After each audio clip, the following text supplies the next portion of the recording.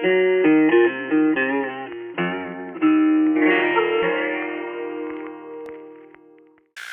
there, I'm Karen Hannon. I'm the Director of Arts Northwest and the presenter for eTown right here in Port Angeles as part of Celebrate Elwha, which is a weekend of amazing events to celebrate the removal of 2 dams on the wild Elwha River.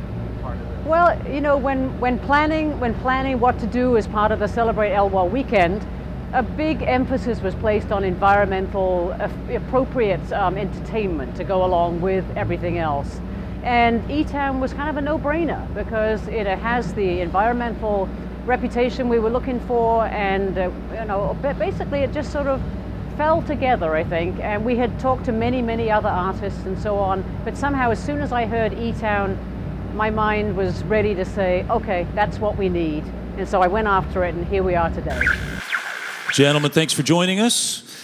John, first, I guess a little background. You've been in the Park Service, Mr. Jarvis, for more than 30 years. Why should people in other parts of the country be excited about what's happening here on the Elwha? Well, the restoration of the Elwha River sets a bar across the country where we can come together, community, tribes, the federal government, the state of Washington, and actually restore something. And it sets a milestone where people can actually work together, which I think this country needs, and do something for the young people in this audience. This is a gift to them, to their generation, that the fish will be coming back forever.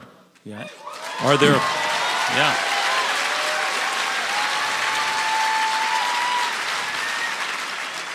Are there other parks or other parts in the country where this kind of effort could be replicated, or where dam removal makes this much sense?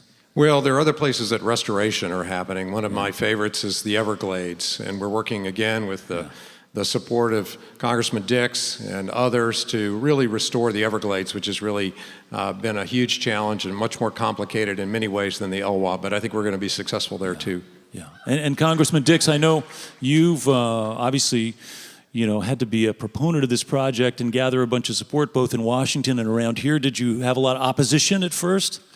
Well, there was a lot of opposition here in Port Angeles to this project. And I had a town hall meeting. I became the congressman in 1992 because of redistricting. And the legislation that passed was passed in 1992. So then I'm on the Appropriations Committee. This thing now has been authorized, and I become the congressman, so I have to get this done. We had a meeting, not as big a crowd as you have here tonight, but a town hall meeting. And they came in and they said, let's show the congressman how we feel about this project. There were about 120 people there. And the guy said, before I could even get to the microphone, he says, all those opposed, stand up. 115 of the 120 stood up. So we had to do a lot of work explaining this project.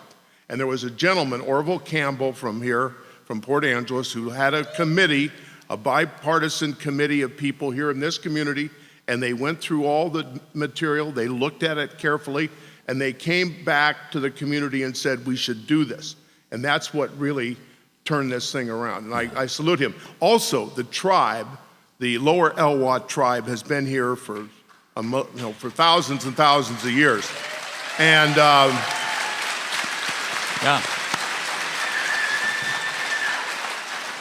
and they were steadfastly committed to taking out these 2 dams, which they felt were put there illegally. Now, one was in the park and one was outside the park. Elwha was outside, Glines is inside.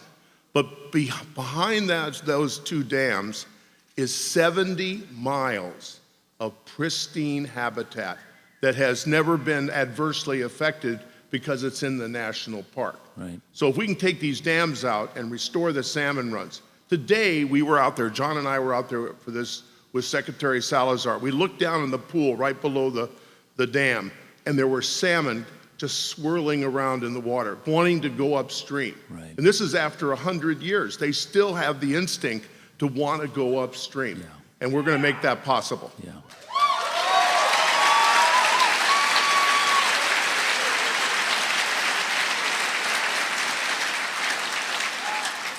I know it's a complicated issue, and a lot of people who don't live in the Pacific Northwest don't necessarily understand the importance of being mindful of the native salmon stocks as opposed to the non-native salmon stocks. And we don't really have time to go into the details, but is this something that you've been aware of and been sort of lobbying for and fighting for in other areas as well as a congressman? I have been a passionate supporter of restoring wild salmon runs in the Pacific Northwest.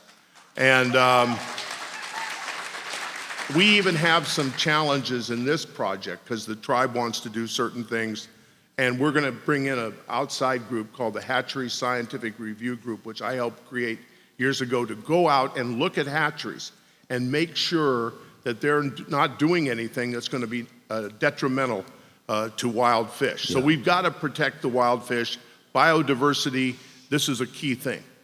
Now, you mentioned that you're on the Appropriations Committee, and in an age with no earmarks, and have got conversations all the time about expenditures and benefits to society. What do you say to your colleagues who want to dismantle the EPA or who challenge climate scientists or this kind of general conservation mindedness?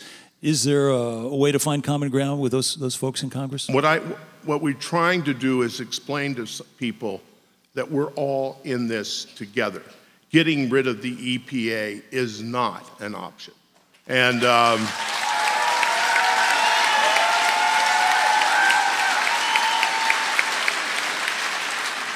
I was a Senate staffer when EPA was created. And the first administrator was a Republican, Bill Ruckelshaus, right. And the bill was signed by Richard Nixon. So I think there are some Republicans who understand we need a clean environment. Not this new group. They're a little shaky on this.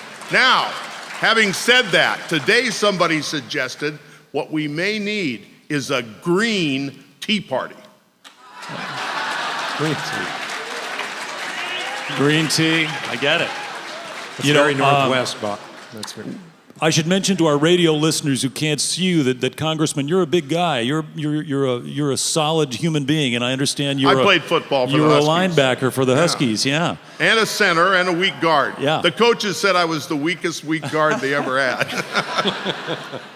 But aren't you the guy who didn't you crack your helmet open at one point? 3 times. 3 times, yeah. Now, is your sense that Congress is getting a little bit more like football all the time, where there's this just sort of opposition and this sort of crush the other team kind of thing? Well, and can you use football skills? I think what you have to do is Congress is about the committee system. On the Appropriations Committee, the Republicans and Democrats get along. The new members, that's another matter. But we work things out. In fact, on this project, I brought Ralph Regula from Ohio. When the Republicans won the House back in '94, I brought him out here with about 8 or 9 members of Congress to see this project.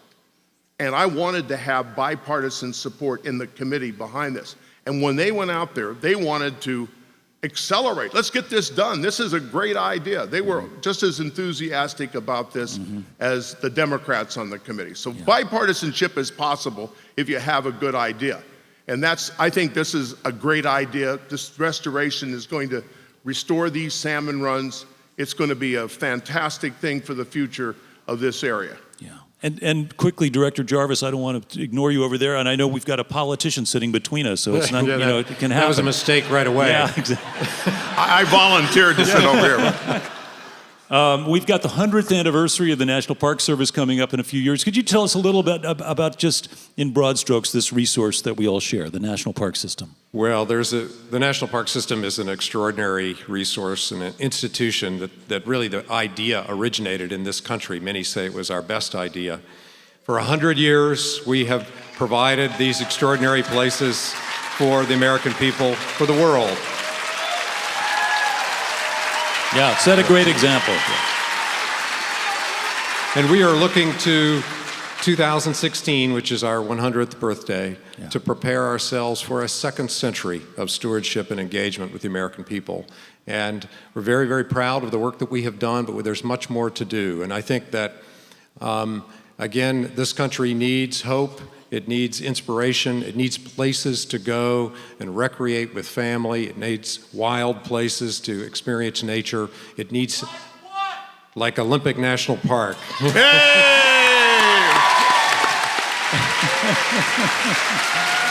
Thanks again to our special guest, the Director of the National Park Service, Mr. John Jarvis, Congressman Norm Dicks from Washington's 6th Congressional District. Guys, you've done a great job on behalf of this project right here. Thank you. That was great. Thank you. Thank you, John. Congratulations.